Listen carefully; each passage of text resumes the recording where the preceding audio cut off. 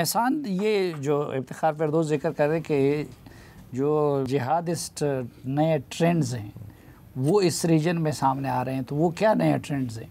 हाँ एग्जैक्टली वो चीज़ हमने देखी, यानी टीटीपी के हवाले से कि 2020 के बाद हमने टीटीपी को एवॉल्व होते हुए देखा।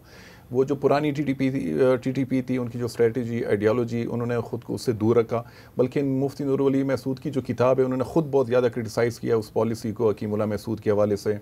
और उसमें हमने ये ट्रेंड भी देखा कि हमलों में सिविलियन को वो अवॉइड करते हैं और ज़्यादातर जो टारगेट होते हैं तो वो सिक्योरिटी फोर्सेस के लोग होते हैं, उनके लिए वो टर्म यूज़ करते हैं बावर्दी अफराद।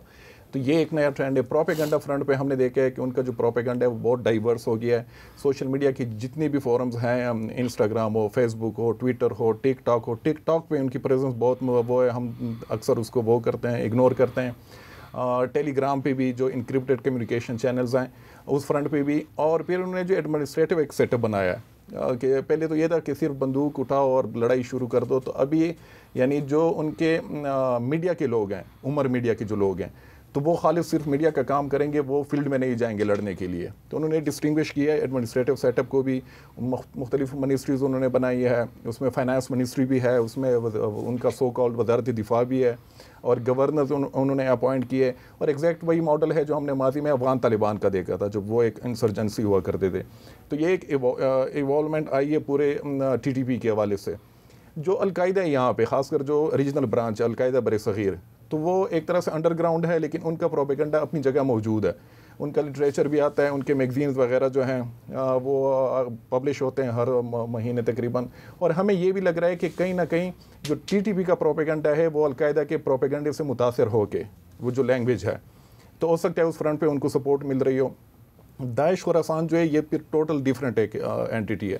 अक्सर हम आपस में भी डिस्कस करते हैं कि दाइश का कोई साथी नहीं है, चाहे खुरासान ब्रांच हो या चाहे जो सेंट्रल हो, और वो सब के ख़िलाफ़ है। लेकिन उन्हें फिर भी खुद अलमिरसाद से जो प्रोपेगेंडा हो रहा है, अलमिरसाद किसका है? अलमिरसाद तो यानी ऑन तो नहीं करे, लेकिन वो वाक़ई अफ़गान तालिबान का है उनके लिए। यानी अलमिरसाद एक ऐसी एंटिटी बनी हुई है मीडिया की कि जिसके लिए टीटीपी के लोग भी उसके लिए, यानी फॉर्मर टीटीपी के लोग भी उसके लिए लिखते हैं, एहसानुल्लाह एहसान वगैरह। और उसमें कुछ ऐसे लोग भी हैं जो कि अपने नाम से नहीं, लेकिन वो कोड नेम यूज़ करते हैं। तो उससे, और उसका ज़्यादातर जो प्रोपेगेंडा आजकल है वो पाकिस्तान मुखालिफ है। उसके पीछे ये हमें नज़र आ रहा है कि जिस तरह पाकिस्तान इल्ज़ाम लगा रहा है टीटीपी के हवाले से अफ़गान तालिबान पे, तो उन्होंने अलमिरसाद के ज़रिए पाकिस्तान पे दाइश का इल्ज़ाम कि दाइश खुरासान जो है उसको सपोर्ट पाकिस्तान से मिल रही है। तो मेरे ख्याल में वो ज़्यादातर नैरेटिव के हवाले से है, और वो हो सकता है। अच्छा इफ्तिखार, उनका जो ये इल्ज़ाम है जो उसके ज़रिए फैला रहे हैं कि पाकिस्तान दाइश को सपोर्ट कर रहा है, जवाबी वो हमला कर रहे हैं इस तरीके से, तो इसका कोई इम्कान है कि दाइश और पाकिस्तान की कोई कोऑर्डिनेशन बनी रहे? और दूसरा ये जो इन्होंने कहा कि उन्होंने अपनी तंजीम यहाँ पर विलायात की शक्ल में पूरे पाकिस्तान को तकसीम किया है, तो टीटीपी जिस तरह अफ़गान हुकूमत कहती है कि वो तो सब पाकिस्तान में है, तो वाकई सब पाकिस्तान में है या उनका बेस अब भी अफ़गानिस्तान में है? देखिए साफ़ी साहब, जो रीसेंट वायलेंस है, एस्केलेशन, अगर हम बहुत रीसेंट बात करें तो रमज़ान से पहले एक कोशिश हुई थी कि टीटीपी और पाकिस्तानी तालिबान, जिसमें हाफिज़ गुल बहादुर और लश्कर इस्लाम जैसी तंजीमें भी शामिल हैं, और ये बहुत मुसद्दिक़ ज़राए हैं, like right from the horses mouth, इनको एक ही जो है कॉन्ग्लोमरेट बनाने की जो है वो कोशिश की गई। तकरीबन हाफिज़ गुल बहादुर के साथ जो ज़राए हैं वो बताते हैं कि अफ़गानिस्तान के अंदर तकरीबन 17 जरगे जो है वो हो चुके हैं। ये कोशिश किसने की? ये कोशिश अफ़गान तालिबान के ज़ेर साया कोशिश थी। अच्छा। ये बेशतर ज़राए जो जिसमें टीटीपी के ज़राए भी मौजूद हैं, जिसमें हाफिज़ गुल बहादुर ग्रुप के ज़राए भी मौजूद हैं, वो सब इस बात की तस्दीक जो है वो करते हैं।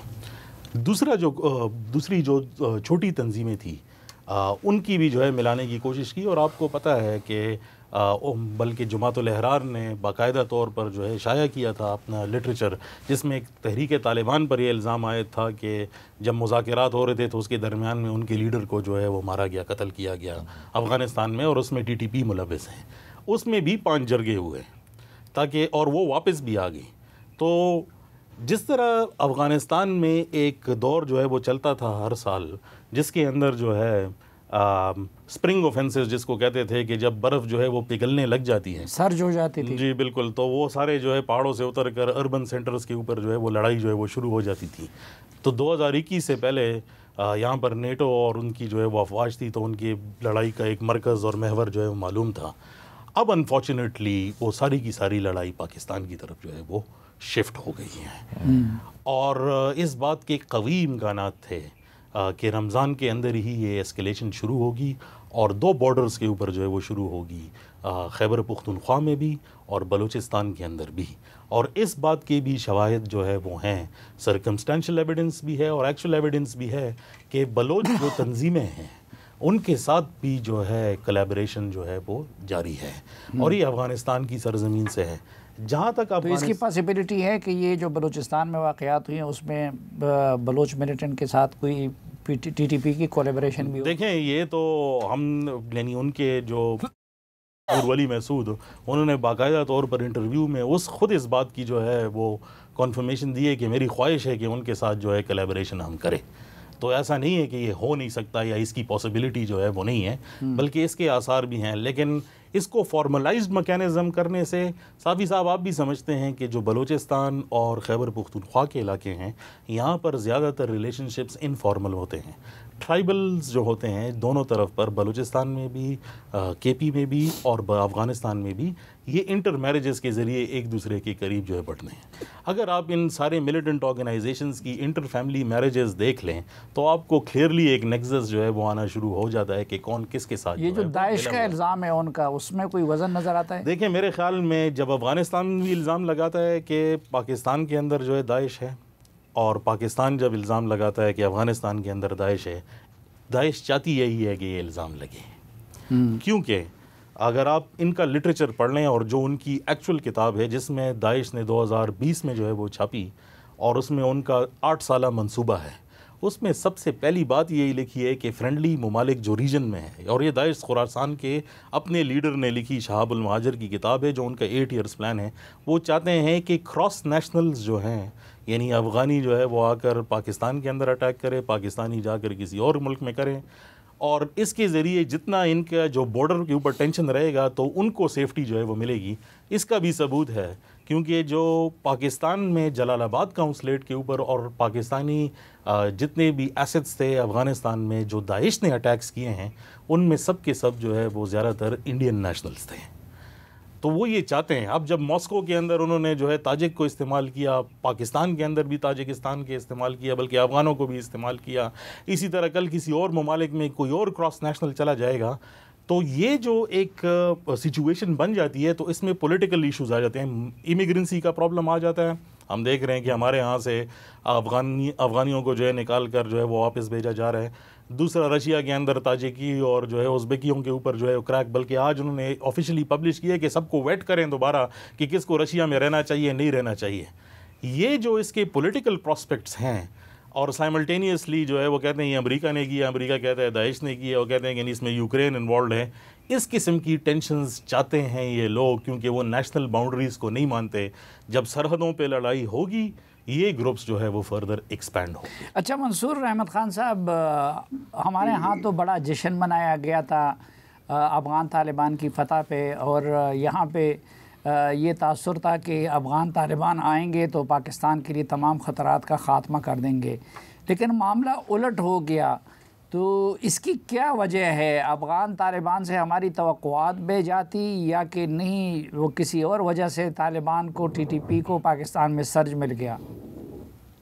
मेरा ख्याल है हमारी जो एक्सपेक्टेशंस थी वो बहुत अनफाउंडेड थी, क्योंकि जिस तरह अभी इस डिस्कशन में भी एक्सप्लेन किया गया है कि ये ग्रुप्स के अपने डायनामिक्स होते हैं और इन ग्रुप्स की अपनी इंटरेस्ट होती हैं।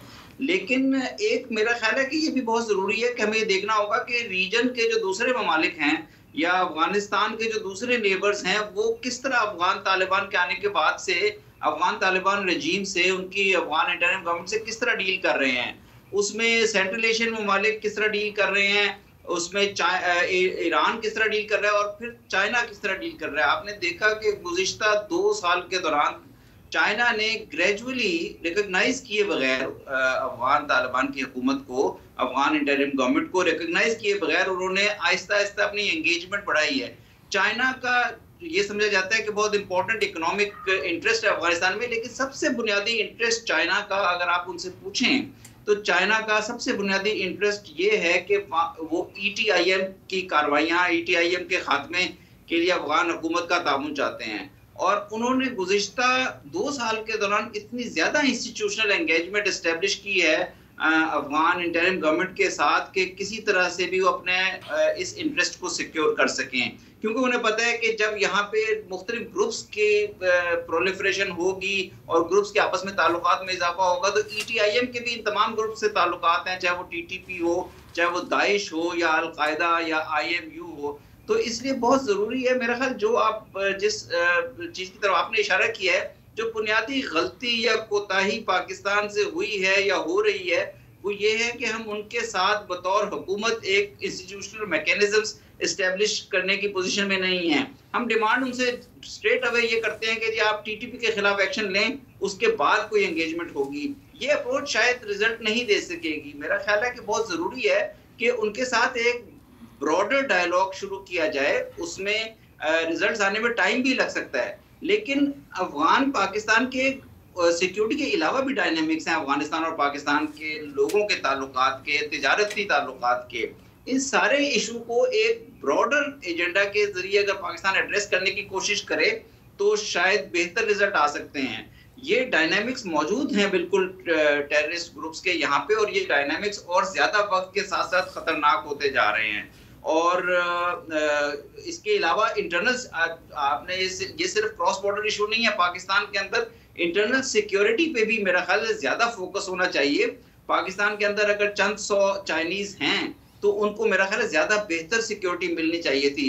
जो फुटेज आई थी, एक गालिबन जियो ने भी शो की थी, उसमें एक बस जो जा रही थी जिसमें ये लोग जा रहे थे, उसके आगे पीछे मुझे कोई सिक्योरिटी नहीं नजर आई। मेरा ख्याल है कि बहुत ज़रूरी है कि उनके जो लोग यहाँ पे वर्कर्स हैं, इंजीनियर्स हैं, जो उनके टीचर्स हैं, यहाँ पे मुख्तलिफ कंपनियों में जो लोग काम कर रहे हैं, उनको ज़्यादा बेहतर सिक्योरिटी देने की ज़रूरत है।